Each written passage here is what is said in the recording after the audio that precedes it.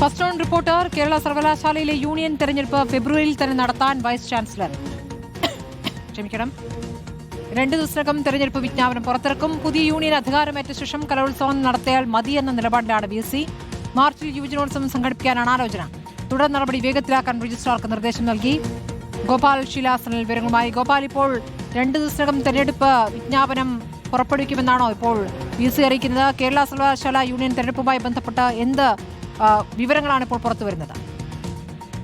കേരള സർവകലാശാല യൂണിയൻ തെരഞ്ഞെടുപ്പും കലോത്സവവും ഒക്കെ ആയിട്ട് ബന്ധപ്പെട്ട് കഴിഞ്ഞ 2 ദിവസങ്ങളിലായി വലിയ പ്രതിഷേധമാണ് SFI നടത്തിക്കൊണ്ടിരിക്കുന്നത്. ഇതുമായി ബന്ധപ്പെട്ട് അതിനെ പ്രതിരോധിച്ചുകൊണ്ട് വൈസ് ചാൻസലർ കൂടി രംഗത്ത് വന്നതോടുകൂടി തന്നെ അത് വലിയ അഭിപ്രായ തർക്കത്തിലേക്കും രാഷ്ട്രീയ പ്രശ്നത്തിലേക്കും അടക്കം പോകുന്ന കാഴ്ചകൾ നമ്മൾ കണ്ടു. ഇന്നലെ സർവകലാശാല അങ്കണം ഏകദേശം 4 മണിക്കൂറോളം ഒരു സമരം മുഖരിതമായിരിക്കുകയും ചെയ്തു. ആ ഘട്ടത്തിലാണ് ഇപ്പോൾ ഈ SFIയുടെ പ്രതിഷേധത്തെ വെട്ടുക എന്ന ലക്ഷ്യം കൂടി മുന്നോട്ട് വെച്ചുകൊണ്ട് വൈസ് ചാൻസലർ സർവകലാശാല യൂണിയൻ തെരഞ്ഞെടുപ്പ് വേഗം നടത്താൻ ഉള്ള തീരുമാനത്തിലേക്ക് പോകുന്നത്. ഫെബ്രുവരി 28-ാം തീയതി വരെ യൂണിയന് കാലാവധി ഉണ്ടായിരുന്നുവെങ്കിലും ഇന്നലെ ജനറൽ കൗൺസിൽ രൂപീകരിച്ച് നിലവിലുള്ള യൂണിയനെ അസാധുവാക്കിക്കൊണ്ട് വൈസ് ചാൻസലർ ഉത്തരവിട്ടിരുന്നു. അതിന്റെ തുടർ നടപടി എന്നോണം ഈ മാസം തന്നെ, അതായത് ഫെബ്രുവരി മാസം പൂർത്തിയാകുന്നതിന് മുൻപേ തന്നെ തെരഞ്ഞെടുപ്പ് നടത്താനാണ് ഇപ്പോൾ തീരുമാനിച്ചിരിക്കുന്നത്. ഇന്നോ നാളെയോ ഇതുമായി ബന്ധപ്പെട്ട് തെരഞ്ഞെടുപ്പ് വിജ്ഞാപനം സർവകലാശാല പുറത്തിറക്കും.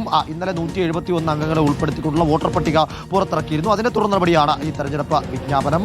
ഈ മാസം തന്നെ വിജ്ഞാപനം പുറത്തിറക്കി തെരഞ്ഞെടുപ്പ് പൂർത്തിയാക്കിയതിനു ശേഷം മാർച്ച് മാസത്തിൽ കലോത്സവം നടത്താം എന്നതാണ് വൈസ് ചാൻസലർ ഇപ്പോൾ ഉദ്ദേശിക്കുന്നത്. അതിന് കാരണമായി അദ്ദേഹം സൂചിപ്പിക്കുന്നത് ഒരു സർവകലാശാല യൂണിയൻ ഒരു അക്കാദമി വർഷം ഒരു കലോത്സവം മാത്രമേ നടത്താൻ പാടുള്ളൂ. കഴിഞ്ഞ യൂണിയന്റെ കാലത്ത് ആ കലോത്സവം ഒരു കലോത്സവം നടത്തിയിരുന്നു. അതേ യൂണിയൻ തന്നെ വീണ്ടും ഒരു കലോത്സവം നടത്തുന്ന ചട്ടപ്രകാരം തെറ്റാണെന്നും ഫണ്ട് അനുവദിക്കാൻ കഴിയുകയില്ല എന്നുമാണ് VC കടുംപിടുത്തം പിടിക്കുന്നത്. അതുകൊണ്ട് തന്നെയാണ് ഈ വേഗത്തിൽ തെരഞ്ഞെടുപ്പ് നടപടിക്രമങ്ങൾ പൂർത്തിയാക്കി കലോത്സവം നടത്താനുള്ള തീരുമാനത്തിലേക്ക് വൈസ് ചാൻസലർ എത്തുന്നത്. അപ്പോഴും SFIയും സർവകലാശാല യൂണിയനും പറയുന്നത് അത് പ്രായോഗികമല്ല എന്നും വേഗത്തിൽ തന്നെ ഒരു എടുപിടി എന്ന തരത്തിലേക്ക് ഒരു നടപടിക്രമങ്ങൾ പൂർത്തിയാക്കി പോയി കഴിഞ്ഞാൽ വിദ്യാർത്ഥികൾക്ക് തയ്യാറെടുക്കുന്നതിന് പോലും സമയം ലഭിക്കുകയില്ല. ഇപ്പോൾ ഈ മാസം പോലും എപ്പോഴാണ് കലോത്സവം നടത്തുക, ഏത് ജില്ലയിൽ വെച്ചാണ് നടത്തുക എന്ന കാര്യത്തിലൊന്നും തന്നെ ഒരു വ്യക്തതയും വന്നിട്ടില്ല. അതുകൊണ്ട് തന്നെ VCയുടെ തീരുമാനം അത് അംഗീകരിച്ച് മുന്നോട്ട് പോകാൻ കഴിയുകയില്ല. സമരവുമായി മുന്നോട്ട് പോകുക, VCയെ ഈ വിഷയത്തിൽ നിന്ന് തങ്ങളുടെ ആവശ്യങ്ങൾ ബോധ്യപ്പെടുത്തി ഒരു അനുകൂല തീരുമാനം നേടിയെടുക്കുക എന്ന് തന്നെയാണ് SFI ഈ വിഷയത്തിൽ സ്വീകരിക്കുന്ന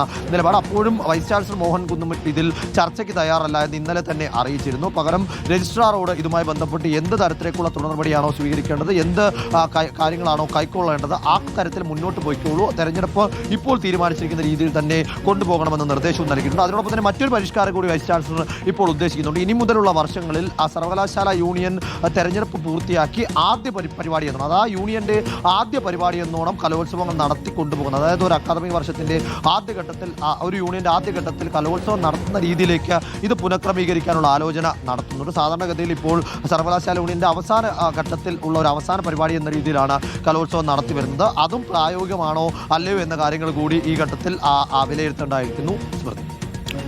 ശരി, ഗോപാൽ ശീലാസനാണ് വിവരങ്ങൾ നൽകിയത്.